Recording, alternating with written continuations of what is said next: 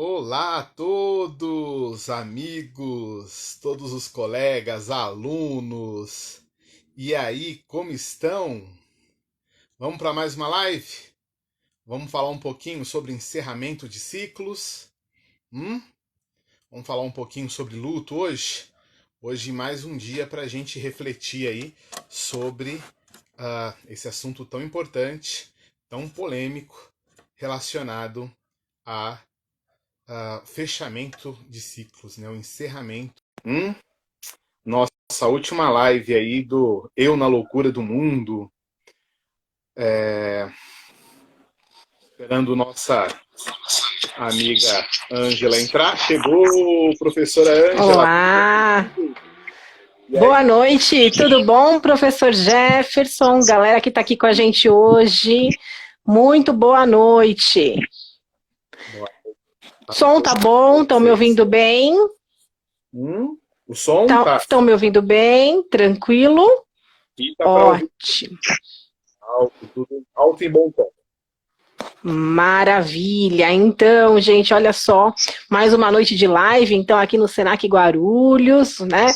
Nós vamos falar de um assunto super complexo, gera muito tabu, né? Encerramento de ciclos, né, Jefferson? E aí? Como estamos em relação a essa questão, hein? Quantas coisas, né, aconteceram nesse período de pandemia?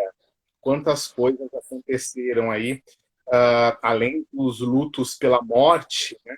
Hoje nós vamos falar também das falências, pessoas que perderam sonhos, pessoas que perderam projetos, né? Entre outros desencontros da vida no meio a tantas e tantas mudanças, né?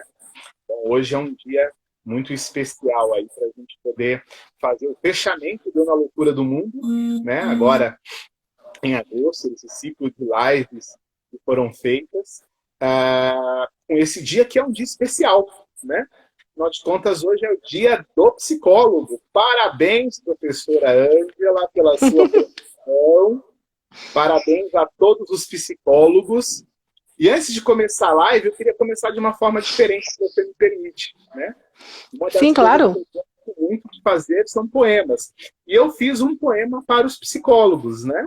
Eu fiz um poema, gostaria de recitar a você e a todos os que estão vendo essa live agora e futuramente. Também dedicando a uma psicóloga muito especial, que é a Dona Maria, minha psicóloga, né? Conversava ontem em terapia com ela sobre isso. Daí eu resolvi escrever alguns simples versos aqui e gostaria de dizer para vocês. Diz assim: não há nada mais sábio do que saber ouvir. Ouvir e deixar o meu pensamento ir. Quando tão concentradas ouve minha dor aguda, minha história se revela, mas o meu pensamento muda. Cheio de incertezas, minha mente está confusa. A lembrança amarga na cabeça toma intrusa. Mas aí vem sim apresentar uma explicação, fazer-me reviver por meio da compreensão. Entende os meus sentimentos e o porquê eu agi assim. Me preparo para os desafios e aprendo que este não é o fim. Assim concluo feliz a terapia, me sentindo amado. A todos os psicólogos, meu muito obrigado. Ai, obrigada! Ai, que lindo! Deixa eu emocionada aqui. Não posso chorar em público. Parabéns por essa profissão fantástica, né? Que é esse. E a gente tem falado cada vez mais, em especial nesse tempo de pandemia, sobre o quanto, né, a psicoterapia, né, tem sido realmente ponte para que a gente consiga encontrar os maneiros de passar por situações difíceis, né? E essa situação é mais uma. Então, um abraço a todos vocês, a minha psicóloga, né, que não está podendo assistir essa live porque está atendendo, mas para eu passar o link para ela depois. Então, a todos aí, o nosso muito obrigado. E bora falar, então, sobre finitude, né? Encerrar ciclos. E a primeira coisa que nós queremos questionar aqui, hein? Encerrar Uau. é algo tranquilo? É algo fácil? Como é que é para nossa cabeça, né? Psicólogo? Uau! Bom, primeiro eu quero também parabenizar os psicólogos aí, né, os colegas de profissão, que assim, né, que estão trabalhando bastante nesse momento, que estão produzindo conteúdo, atendendo pacientes, é uma profissão muito linda, eu me sinto muito honrada em fazer parte aí, né, dessa profissão. Muito, muito obrigada, Mônica, dando parabéns, obrigada. Então, a minha psicóloga, Valquíria, né, que é minha musa inspiradora, e a todos os psicólogos aí do Brasil, né, e do mundo que... Oi? Dona Val tem muito trabalho, né? Dona Val, isso mesmo. Então, os psicólogos fazem a diferença na vida das pessoas, né? E eu sou muito honrada em fazer parte dessa profissão. Muito obrigada. Bom, vamos lá, né? Falando um pouquinho de encerrar ciclos. É uma questão complexa, né? Encerrar ciclos. Vai depender muito, é claro, de cada pessoa e de como foi esse ciclo e de como foi esse encerramento. Mas o que eu percebo, né, muitas vezes existe uma dificuldade em conseguir se desprender daquele ciclo, né? Então, muitas vezes nós ficamos agarrados a algumas coisas que já acabaram, que estão no final, e isso pode gerar muito sofrimento, muita angústia. E assim, são vários ciclos, sabe, Jefferson? A gente não está falando aqui só da morte, não. A gente está falando de sair de um trabalho, mudar de uma profissão, né? Migrar para um outro projeto, quando os filhos crescem, né, e eles vão para outros, saem de casa, a gente chama síndrome do ninho vazio, né, quando a gente troca de emprego, perde emprego, eu já disse. Então são várias coisas que acontecem na vida das pessoas que são ciclos. Na nossa vida a gente faz ciclos, quando a gente termina a escola, né, quando a gente termina a faculdade, quando a gente termina o ensino médio. Então todos esses encerramentos, eles fazem parte da nossa vida, mas nem todo mundo ultrapassa isso com tranquilidade, né? Então, encerrar os ciclos pode ser um desafio muito grande e pode sim trazer algumas questões emocionais à tona, né?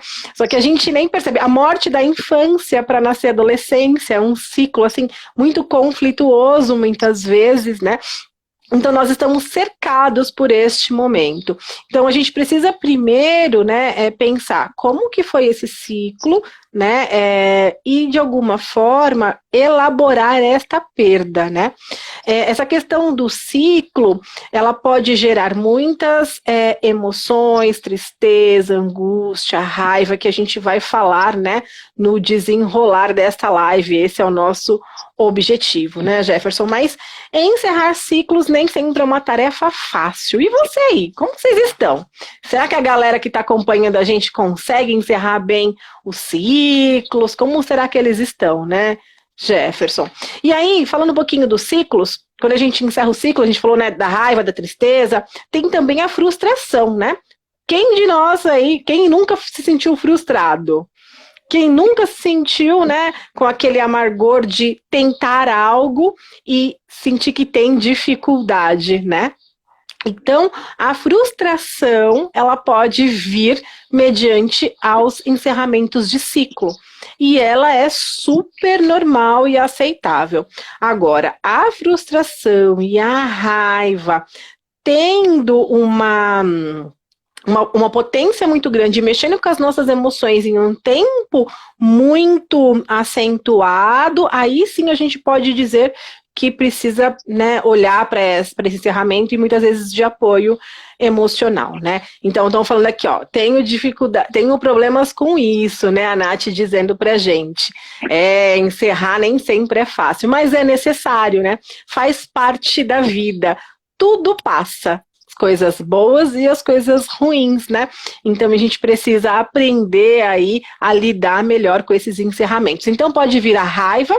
A raiva, gente, é um sentimento primário, é uma emoção, desculpa, primária, só que quando bem direcionada, ela pode fazer bem, ela pode nos impulsionar para algumas ações saudáveis. O problema é que nem sempre a gente consegue direcionar, né, a raiva de algo positivo. A gente acaba ofendendo o outro com palavras, ou até tendo alguns comportamentos violentos, aí a raiva ela é prejudicial.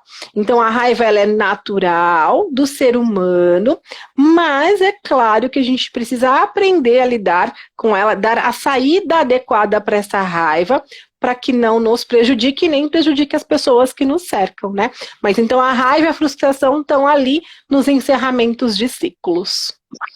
Nem e aí, luto, então, né? A gente pode dizer que nem tudo é luto. A gente acaba banalizando, né, um pouquinho dessa questão do que é luto. Tudo a gente fala, tô atravessando luto, tô enfrentando luto. Nem sempre é luto. Joguei na Mega Sena, no número não saiu, tô de luto. Não tem nada a ver uma coisa. Não tem, não. Só uma frustração. E aí, Jefferson, eu queria saber, né, como estão os dados estatísticos cerca das perdas atuais do nosso Brasil, né? Como que estão as perdas? Quais são as perdas que nós estamos enfrentando hoje e quais são os números dessas perdas? Falando estatisticamente, nós temos uma situação super delicada no momento, né? Nós chegamos aqui no Brasil a um total de 117 mil mortos, né? Esse número foi hoje, pela manhã. 117. Agora, noite, já chegamos a 107 mil, né, vidas perdidas aí. No mundo, esse número vai para 820 mil mortos, né? Então, um número pesado. Mas outros dados muito complicados, a gente fala de encerramento de ciclos e esses dados de computação, que eu quero levantar também, empresas falidas no Brasil. Neste ano, né, do início da crise até agora, empresas que decretaram falência, encerraram o seu CNPJ, 716 mil empresas. Nossa! 716 mil empresas, cerca de 716 mil empresas, até a data de ontem, tinham pedido para concluir, encerrar os seus CNPJs, deixaram de existir. Um outro número alarmante também, aí já aqui no Brasil também, que nós tivemos, nesse período da pandemia, um aumento de 18,5% nos divórcios. Né? Também é um encerramento de um ciclo muito doloroso, né? Como você comentava aí com a gente. O Jefferson, a Mônica disse que seu som está falhando. Eu acho que a internet aí deve estar oscilando. Vou trocar aqui. Isso mesmo. Né? Mas falávamos aí o número de mortos. 117 mil no Brasil, 820 mil mortos no mundo, 716 mil empresas fechadas e um aumento de 18,5% nos divórcios. Então, os nossos números em relação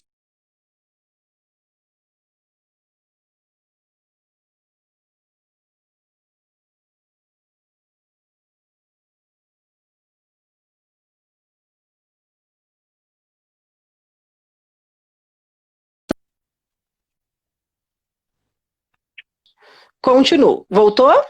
Voltando aí. Voltou? Então legal. Então, a gente está falando de encerramentos de ciclos, né, com números tão altos. A gente vive, de fato, um momento atípico, né, na nossa sociedade, no mundo. Um momento onde a morte, ela está, né, dançando muito próximo da gente, né? Ela está, assim, de uma maneira presente, né? Tanto a morte física, né? Como essa questão da morte dos projetos, das empresas, pessoas perdendo emprego, né? Então, tudo isso reflete, sim, um sofrimento muito grande, né? Porque são perdas bem difíceis. E uma questão que a gente falou, né, dos encerramentos de ciclo, até a Nath falou que ela tem dificuldade em encerrar ciclos, né? O tabu de falar da morte, né? A gente não é ensinado a falar sobre isso, né? Quando a gente fala, vou falar sobre morte, as pessoas, credo, Deus me livre, não vamos falar sobre isso não, porque senão isso atrai a morte, né? É bem complicado as pessoas quererem parar para falar sobre a morte. Então isso é cultural, né? Nossa cultura não se fala sobre a morte, a gente vive como se a morte não existisse, como esse dia nunca fosse chegar, como se a gente não fosse perder os parentes, as pessoas que a gente ama, né? Então, gente, é um tabu muito grande falar sobre morte, mas é necessário, porque é a única certeza que nós temos, né? A certeza de que, sim, nós vamos morrer, é um ciclo que a gente vai precisar encerrar. Então, a gente fala desde as crianças, né? Então, como a gente fala sobre as mortes com as crianças, de que maneira a gente aproxima, tudo isso vai fazer muita diferença, né? Na forma como que esse adulto vai responder aos ciclos, né? Aos encerramentos de ciclos e às mortes. Mas então, Jefferson, eu percebo que há uma dificuldade. Caiu seu banner. É uma dificuldade muito grande, né, em falar sobre essa questão da morte. Mas, gente, a gente precisa desmistificar isso e trazer à tona, sim, esse assunto para que a gente consiga elaborar melhor essas perdas, né? Mas falávamos que não é luto, né? Que era mais frustração. Afinal de contas, o que é o luto, então? Né? Existe a questão de um luto saudável, um luto que não seja saudável, um luto complicado. Como é que funciona essa questão, então, da vivenciar o luto? Então, o luto é algo normal, gente. Luto é normal, tá? Que não é considerado uma doença, uma patologia. O luto nada mais é que um processo natural e normal de encerramento de ciclos, né? Você perde um vínculo, né? É a perda de um vínculo. E essa perda de vínculo, ela traz reações emocionais. Então, mexe com a nossa dinâmica psíquica. Então, o luto é a perda do vínculo, tá? Então, perdi algo, né, no qual eu me vinculava, e isso me faz entrar em um processo de luto, né? Então, algo que era um vínculo.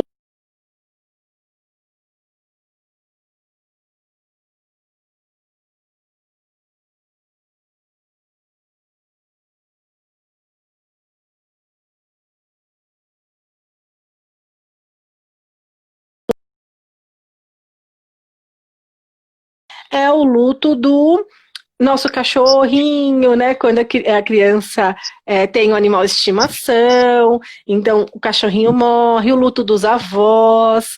Então, esses são os nossos primeiros lutos. E a forma como a gente vai lidando, como os adultos vão trabalhando essas perdas com as crianças, fazem todo o sentido aí para essa questão de como que ela vai elaborar na vida adulta, né?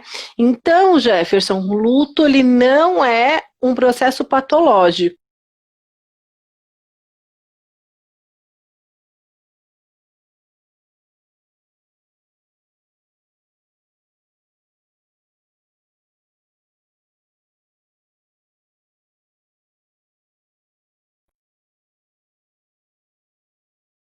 É que a melancolia, sim, era algo patológico, né? E aí, na psicologia, antes nós falávamos que alguns lutos podem ser patológicos. Mas o que acontece, né? As pessoas estavam banalizando muito isso. Luto patológico, procura ajuda, toma remédio para enfrentar luto. Então, a gente vem desconstruindo essa questão do luto patológico. E então a gente chama de lutos complicados. Alguns lutos, eles podem ser complicados e aí sim pode, inclusive, ser um precursor de um transtorno psíquico, né? Então, alguns lutos complicados, eles podem influenciar o surgimento de doenças psíquicas, inclusive como a depressão. Deu? Tá me ouvindo bem aí? Tô ouvindo muito bem aqui. Tá. Só colocar uma frase que foi dita aqui, eu acho interessante, foi falado a dificuldade, aqui, ó, bacana. Já diziam os antigos, né? Não há mal que dure, que sempre dure, e nem bem que nunca se acabe, né? Então, a importância de você sim pensar na finitude, sim tratar como um assunto, como você comentou aí, um assunto que deve ser trabalhado. Isso mesmo. Então, o luto, a gente precisa falar sobre isso, a gente precisa conversar sobre isso e a gente tem que, de alguma maneira, se preparar, né? A questão do Covid trouxe essa questão da morte, do luto muito próximo da gente, né? 113 mil mortes, né, Jefferson? Uhum. Foi isso? 117. No Brasil. No Brasil. Então, olha só, 117 mil no Brasil. A morte, ela ficou muito escancarada pra gente, né? E aí, com esse número muito grande, a gente chama de luto coletivo. Então, eu não preciso perder ninguém da minha família para eu sentir a dor do outro. Então, a gente fala que a sociedade está vivendo num luto coletivo por essas mortes aí perdidas, né?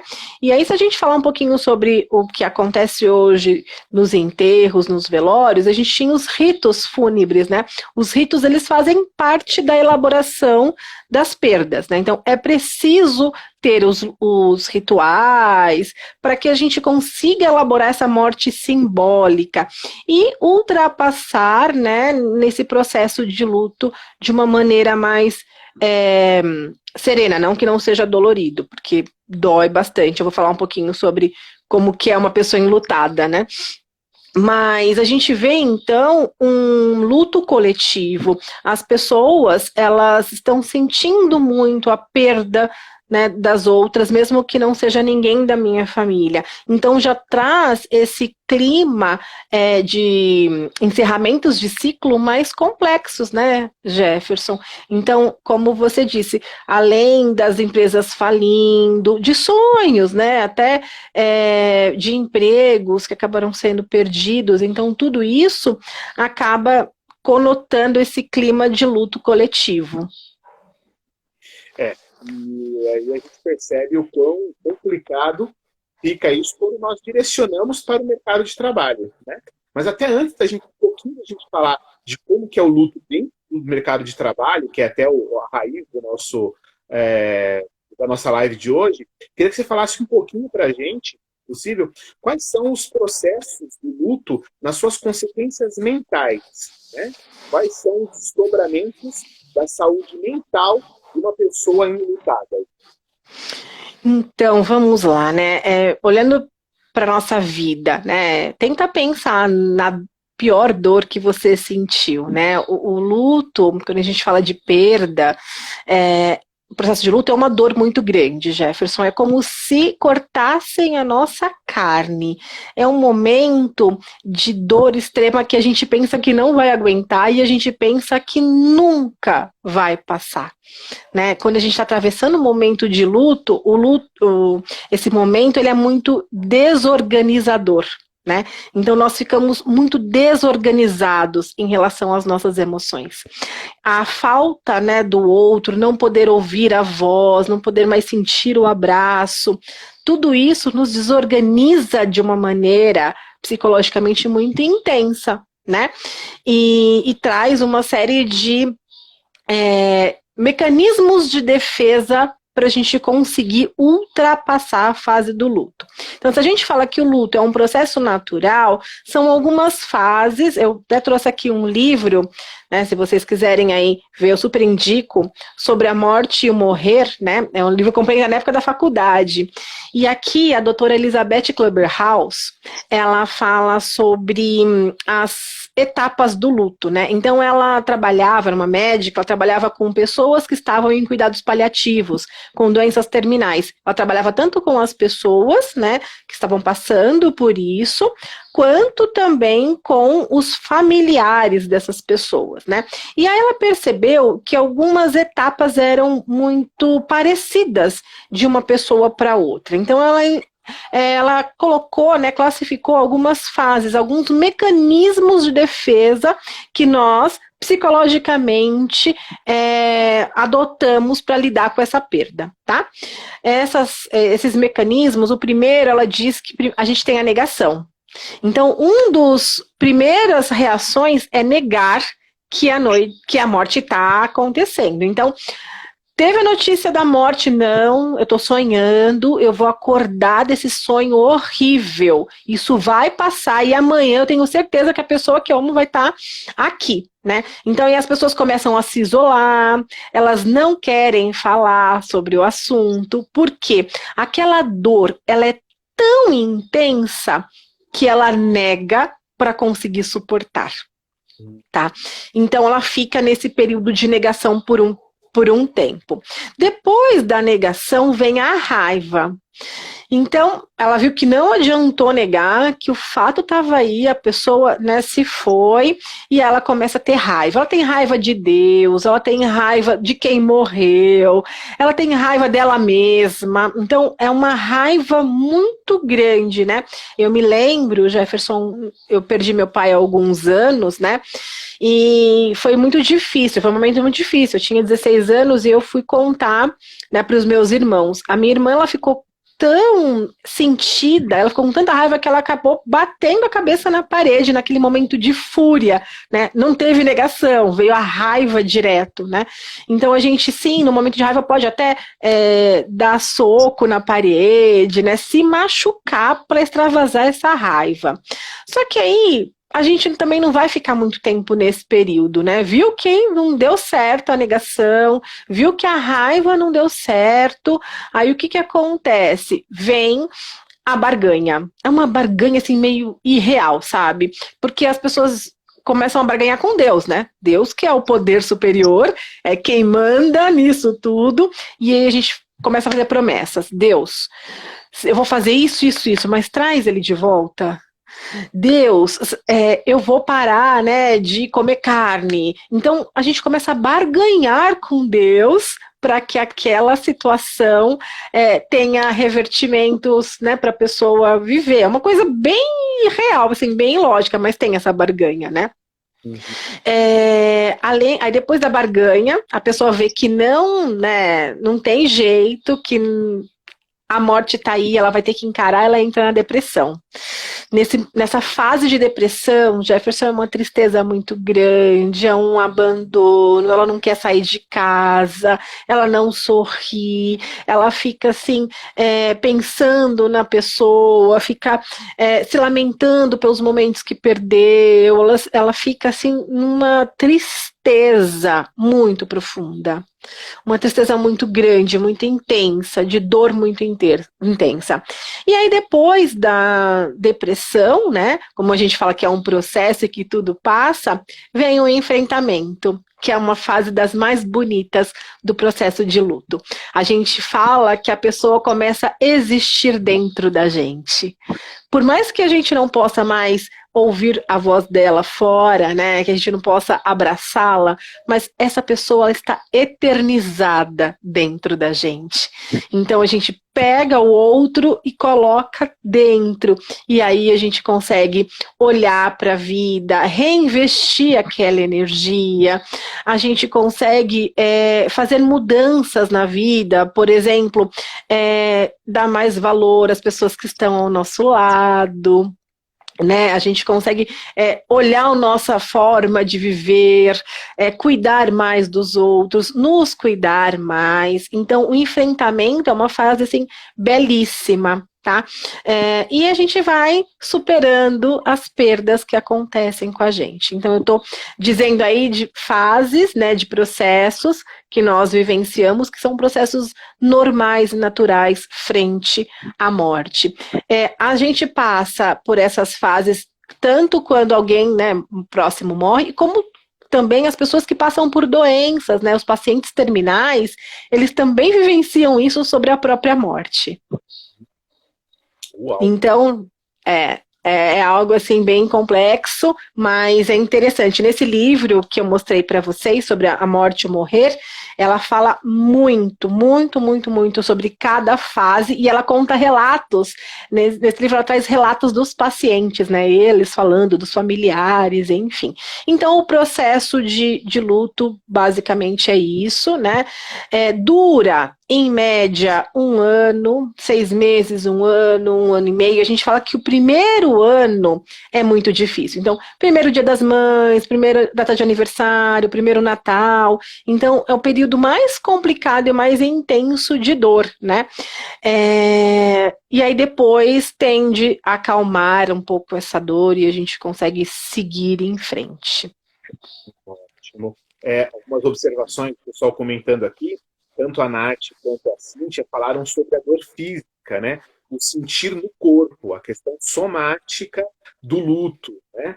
Aquela dor, aquele aperto no coração, no peito, né? As dores estomacais, enfim, vem tudo isso. O Carlos coloca pra gente aqui que nos sonhos, ele sempre sonha com as pessoas que morreram, e no sonho elas sempre estão bem, né? Elas sempre estão muito bem, tão ótimas, né?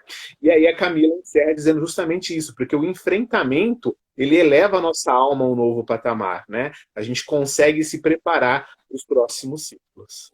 Exatamente, né? E aí é interessante aparecer nos sonhos, né? Os sonhos têm a ver com o nosso inconsciente. A gente tem uma live falando sobre sonhos e é recorrente sonhar com a pessoa que morreu, já inclusive dando conselhos, falando com a gente, né? É basicamente isso, ela existindo dentro da gente. É muito interessante, né? Me recordo que assim que meu pai morreu, depois de uma semana, eu tive um sonho que me ajudou, me acalentou muito, né? A gente fala da questão do inconsciente, e aí eu sonhava com meu pai, e aí eu falava, pai, você voltou, você voltou. E ele falou assim, não, só vim dizer que eu estou bem, né? Mas eu falei, pai, mas eu preciso de você e tal. E ele falou assim, você vai conseguir superar os desafios da vida sozinha. Só vim dizer que eu estou bem, né? Mas que eu estarei com você. Então, psicologicamente, o que aconteceu, né? Era eu já reagindo e, né, produzindo uma resposta para eu continuar enfrentando o meu processo, enfrentando não, né, atravessando o meu processo de luto. Então tá muito ligado com os sonhos, e os sonhos podem ser, inclusive, né, acalantos para nossa alma neste momento de luto. Perfeito. Aproveitar aqui para fazer a pergunta que a Pri está fazendo, né, a Pri Freitas aqui. Você acha que o luto dura mais para pessoas que não têm religião? O que você acha? A religião é interessante, né? A religião é um acalento de algumas coisas, né? A gente recorre à religião como um processo de fé, né, de se agarrar no poder superior. Mas eu já vi, né, pessoas super religiosas com lutos complicados.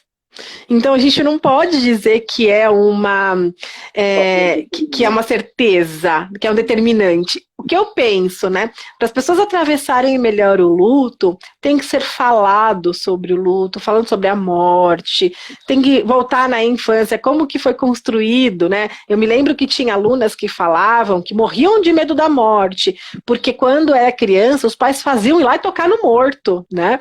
Então tudo isso traumatiza, né? Quando morre, né, o nosso cachorrinho, que é nosso primeiro luto, né, o nosso animal de estimação, né, como que a gente lida com ele, né?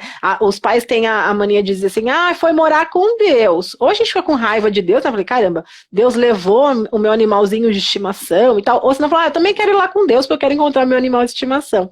Então a gente tem que tomar muito cuidado para falar, né, desse assunto com as crianças. E a forma como a gente vai reagir de melhor maneira ou de pior maneira, ela vem sendo construída ali na nossa infância, né? Mas a religião, é claro, é fator de proteção, ajuda a acreditar num poder superior, mas não que uma pessoa que não tem religião, um ateu, não vai ultrapassar bem pelo luto.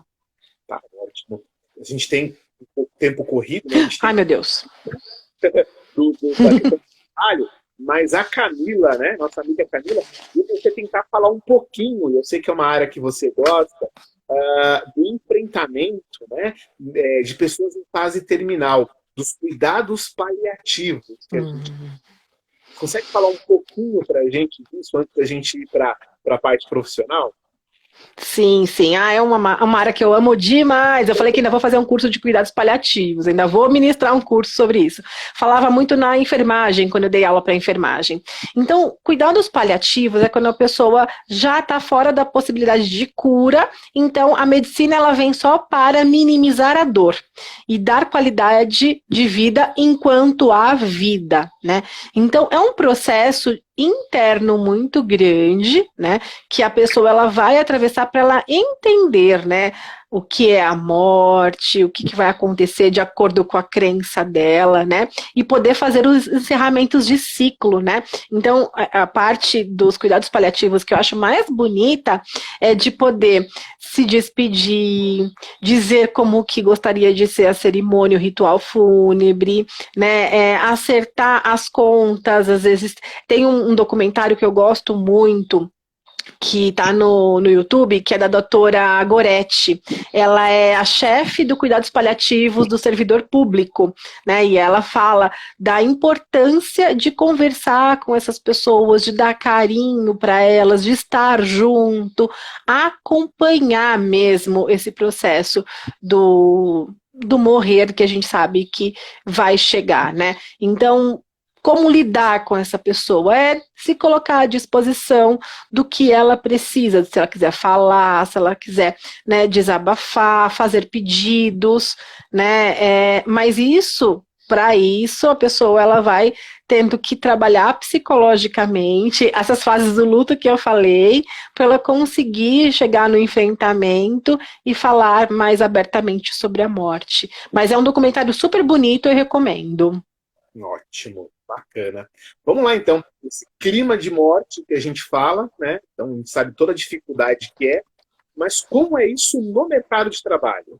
Fala pra gente como é que é eu chegar lá no meu setor e não encontrar o meu amigo lá, ou eu ainda, né, saber que um ente querido do meu colega ou meu faleceu e eu tenho que continuar com as minhas atividades profissionais.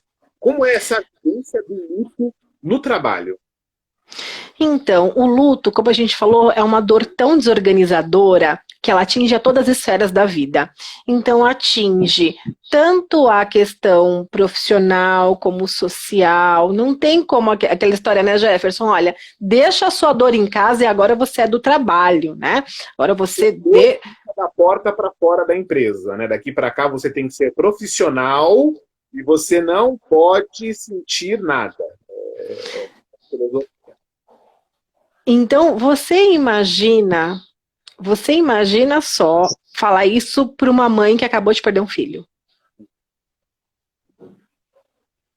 Falar isso para alguém que acabou de perder a sua mãe. Uhum. Né? É impossível, gente. E é assim, né? Quando a gente está falando da questão do luto e tal, nós vivemos numa sociedade que não é permitido sofrer. Nós não podemos sofrer, nós temos que ser felizes o tempo inteiro. Gente, não. Não dá, não é assim que a gente enfrenta a vida. Sofrer faz parte. A dor, por mais que seja dolorida, que doa, ela é necessária para a gente enfrentar o processo, né, do luto.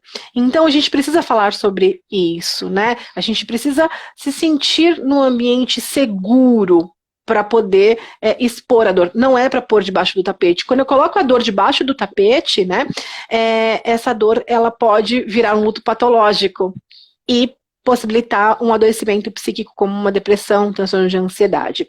Então, as empresas, o que eu venho percebido, que tem uma certa dificuldade de lidar com isso, né? Que as pessoas já têm dificuldade de lidar com a morte, então se eu tenho dificuldade de lidar com a morte, eu não vou nem falar.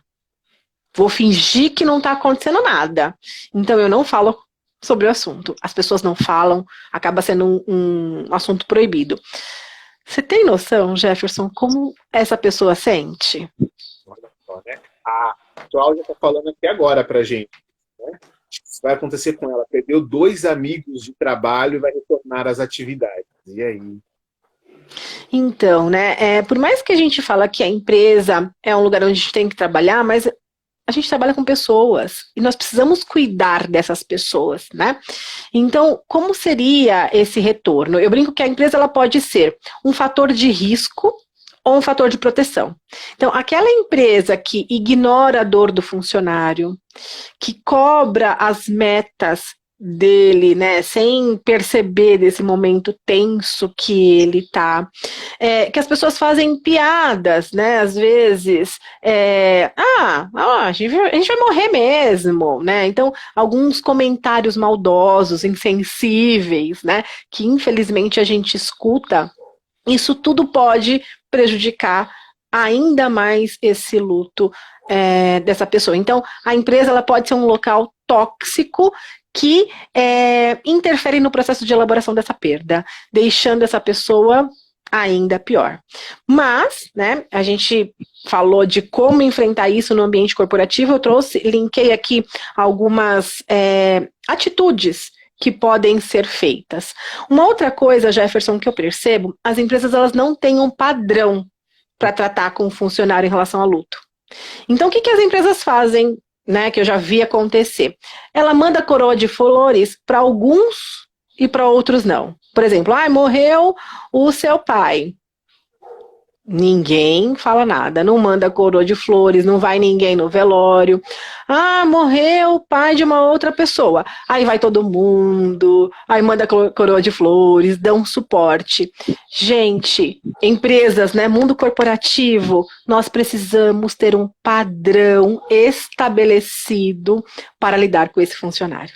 Ou é para todo mundo, ou não é para ninguém, né? A gente não pode ter desigualdade no tratamento dessa pessoa que está sofrendo, certo? Então, primeira coisa é a igualdade.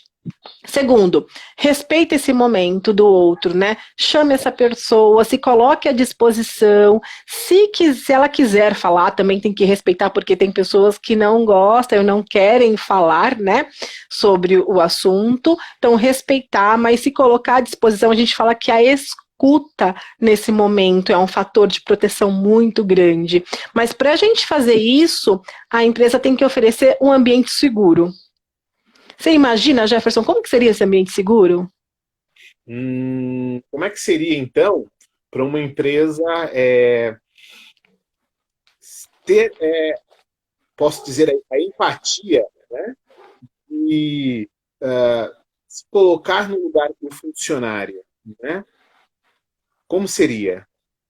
Primeiro, né, a gente fala de lugar seguro, a gente está falando de confiança, né? O que fica aqui não sai daqui, né? Então, o que eu falo aqui fica aqui. Então, tem uma questão de ter uma credibilidade naquela ação, porque não adianta só dizer eu faço, né? E a prática ser outra. Então, o discurso corporativo tem que ser o mesmo, respeitando este funcionário.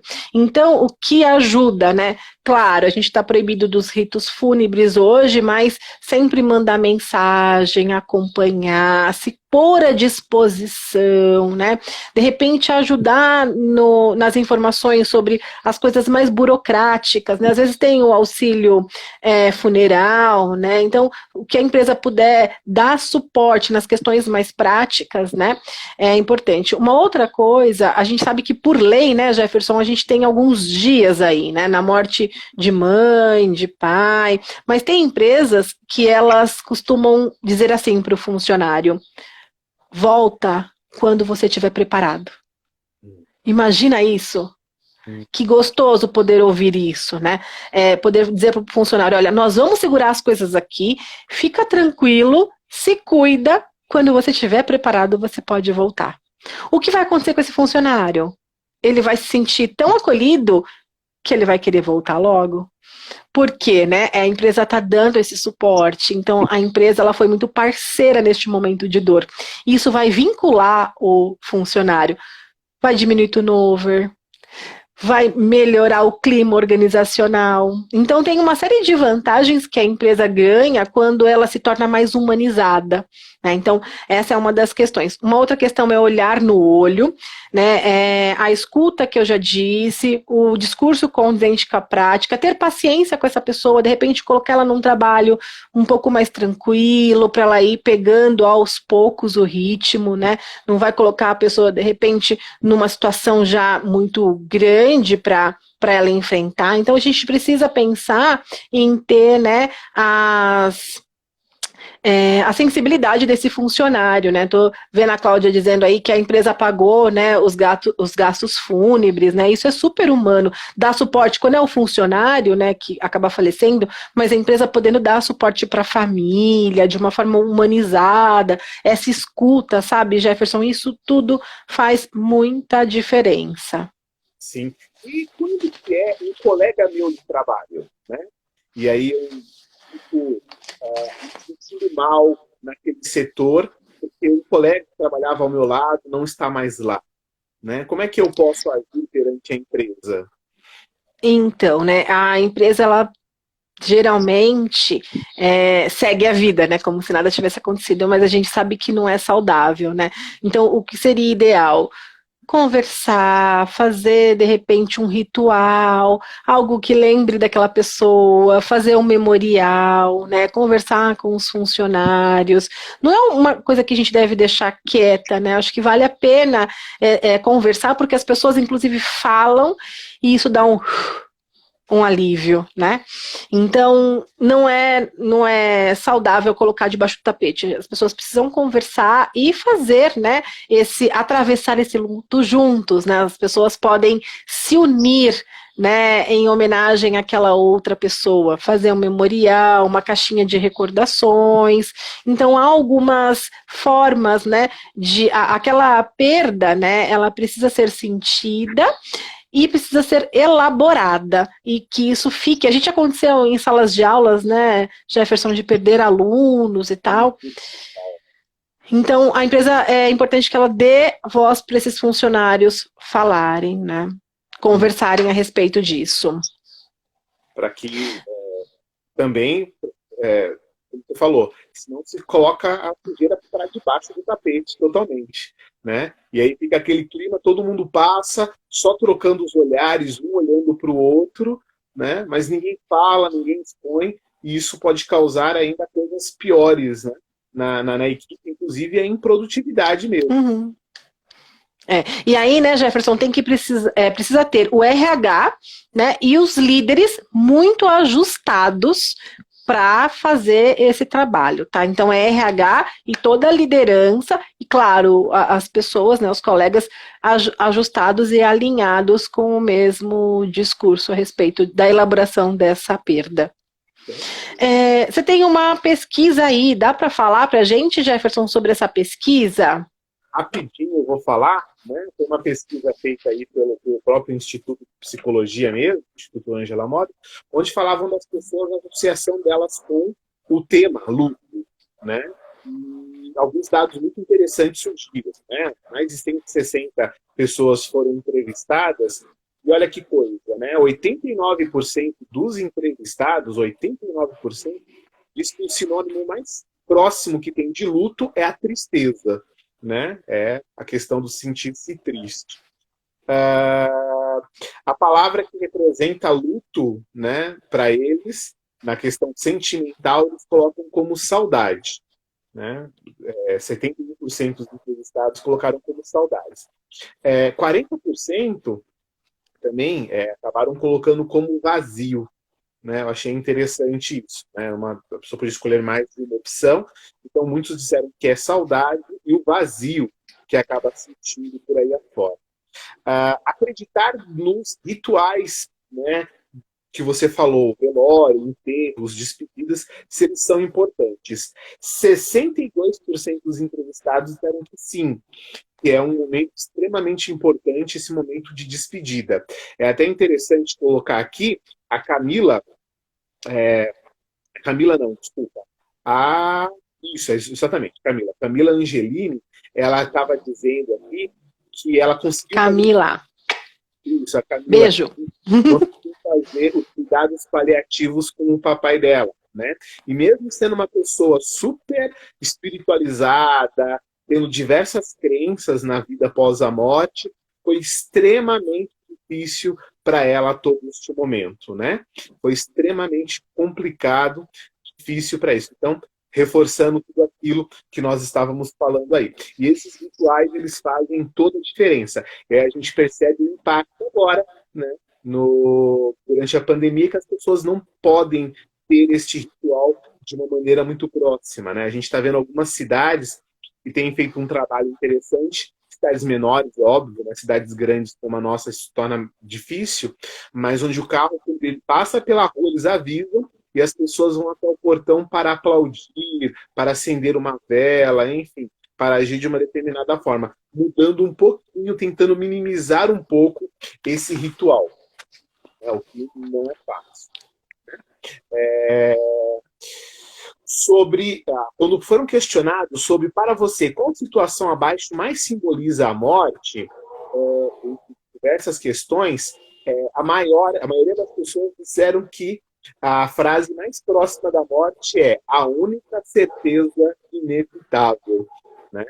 Mas também, mesmo tendo essa filosofia, quando o assunto é morte, 31% das pessoas falaram que conseguem falar sobre o assunto, mas 28% disseram que não tem uma condição muito para falar deste assunto, né? Que preferem, como você disse, negar. Né? Comentar, não vamos colocar muito, não. E até interessante, né? 4% das pessoas falaram que não fala de nada sobre este assunto porque atrai coisas ruins. Falar de morte. Olha os tabus, né? Coisas ruins, tabus que você comentou aí. E a última parte da pesquisa disseram que quando o assunto é morte, você pensa mais na morte dos outros ou na sua própria morte. E 73% das pessoas disseram que pensa mais na morte dos entes queridos, né? Quando enxerga o assunto morte, acaba, né, olhando ao redor as pessoas e não a si mesmo. Então, e aí já a gente pode dizer que é o medo do enfrentamento do luto, né? De atravessar o luto. É o medo de viver o processo do luto. Por isso que a gente prefere pensar na nossa própria morte do que na morte do outro, né? Então, é como você disse, a gente vai negando e, querendo ou não, evitando de passar o luto. Então, eu prefiro eu ir na frente, né? Já ouvi muita gente falando, não, eu vou primeiro, hein? Para não ter que vivenciar o processo do luto, né? Então, a gente precisa, assim, falar sobre isso, a gente precisa entender os nossos sentimentos, a gente precisa olhar para os nossos lutos. Uma coisa que eu não falei, eu queria até colocar aqui, tem pessoas que não vivenciam o luto. Tem pessoas que não vivenciam o luto, tem o luto tardio, e geralmente esse luto tardio ele pode vir complicado. Tive certa vez uma paciente que ela não conseguiu elaborar o luto do pai. Aí depois de 2 anos a cachorra dela faleceu, e ela ficou muito mal. E as pessoas comparando, mas como assim? Você ficou mal por causa da cachorra e não foi mal por causa do seu pai? Mas em processo terapêutico a gente conseguiu chegar de que ela estava podendo naquele momento vivenciar o luto do pai também, não era só da cachorra. Então, o luto, ele vem de outras formas. Tem os lutos tardios, que pode ser um luto complicado, né? Tem o luto antecipatório, que a gente, por exemplo, sabe que a pessoa vai falecer e já vai se despedindo dela, já vai se desprendendo, né? Fazendo essa transição. Então, eu lembrei desses casos, eu achei importante a gente falar, né? Mas, ainda assim, né, você percebe que há uma certa dificuldade da gente enfrentar esse momento difícil. Ninguém quer passar, mas que é inevitável, né, Jefferson? Tá vendo uma pesquisa que a gente passa em torno de 20 a 25%, de 20 a 25 lutos pela nossa vida. Lutos grandes e lutos menores. Então, inevitavelmente vai ser um processo a ser, né, atravessado pela gente e que a gente não sai o mesmo. A gente tem a possibilidade de aprender e se desenvolver, né, com esses lutos aí que a gente vivencia e poder, né, eu acho que a melhor parte, se existe vida, existe morte, né? A morte, ela dá o contorno para a vida. Então a gente tem que pensar em como nós estamos vivendo hoje. Como que a gente está vivendo? Será que eu estou vivendo, né, o momento presente? Será que eu estou no futuro? Será que eu estou aproveitando todas as oportunidades e todas as pessoas, né, que estão à minha volta? A vida, né, ela tem a sua finitude. Então a gente precisa começar a olhar para o nosso dia a dia. A Cintia acabou de falar para a gente aqui de que as pessoas acabam tendo medo e receio, pois não sabem com certeza o que nos espera à frente, né? É algo muito conhecido, né? Por isso que acaba se tornando grandes tabus, né? E essa questão da vida, né? E da morte aí. Mas a questão da base do luto é pesada. É isso mesmo. A incerteza, a incógnita, né? Cada religião vai explicar de uma forma, né? Então, é complexo. Eu sei que a gente está com o tempo estourando, né? Já, exatamente. Então, rapidinho, se permita viver a dor, né? Ritos de despedidas são importantes. Esse negócio que eles falam para vocês, assim, olha, tem que ser forte, tem que ser forte. No luto você não precisa ser forte, não. Você tem que sofrer, e sofrer é permitido, né? Ritos de despedidas importantes, não pode ir no velório, tenta fazer um virtual, o memorial, nós temos o memorial das vítimas do Covid, que eu achei super bacana, chamada Inumeráveis. Tratar a morte como número é muito frio, então é a Maria, é o José que perderam a vida, né? Então é importante ter esse memorial dessas pessoas. Fortalecimento, então, nas redes religiosas pode ser um fator de proteção. Rede socioafetiva, conte com as pessoas, né, que estão ao seu lado, amigos, familiares, pessoas próximas, né? Um lugar seguro para ventilar a dor, né? Repactuar as conversas internas, né? Suas expectativas, as suas esperanças, né? E como você está vivendo a vida, e entender os nossos limites. Tudo isso vai ajudar bastante, né? E se tiver um amigo que estiver passando, né, um amigo enlutado, esteja ao lado dele. Mesmo que se for para dizer, olha, nem sei o que te falar nesse momento, mas eu estou aqui. Né? Porque nem sempre a gente tem que ter receita pronta, né, Jefferson? Nem sempre a pessoa quer ouvir um sermão ou uma explicação. Às vezes a pessoa só quer a gente em silêncio. Então, falem com essa pessoa, se coloquem à disposição, né? E nosso tempo está esgotando, né? Recordei do velório do meu pai, né? Todas as pessoas que entravam na sala no momento do velório, né, e simplesmente encostavam em mim e davam uma volta, isso me dava uma tranquilidade, né? Independente se falava ou não comentava comigo, mas o fato de estar lá, né, mostrava o amor e o respeito, e eu sentia aquilo, né? Isso foi fantástico. E queria dar um recado importante. Aluno do Senac, né? Se está passando por isso, você tem o apoio dos docentes do Senac, a Milena, nossa supervisora educacional. Quantas vezes já vi aluno sentado com ela, chorando, conversando. Também você tem o Senac como rede de apoio, tá? E fazer um curso, se especializar, também é uma forma fantástica de vivenciar esse novo ciclo, né? De romper isso e vivenciar um novo ciclo. Isso mesmo. O novo ciclo começando uma nova etapa, né, Jefferson? Eu já ouvi alunas, né, se não me engano, da estética, dizendo que entrou no Senac depois de um luto e que conseguiu ter melhor qualidade de vida e possibilitou atravessar o momento do luto. Gente, vamos viver o presente, vamos, né, ser feliz, não vamos deixar nada para amanhã, realizar hoje, vamos cuidar das pessoas que a gente ama, cuidar da nossa carreira e tudo vai passar, né? E tenho certeza que logo estaremos juntos. Muito, muito, muito obrigada por tudo. Mais uma live aí. Valeu. Obrigado, gente. Obrigado pelo carinho, pela atenção, pelo apoio de todos vocês. Tchau, tchau. Tchau, professora Ângela. Obrigado pelas Obrigada, Jefferson. Parabéns a todos os psicólogos, mais uma vez. Parabéns. Tchau, tchau. Tchau, tchau.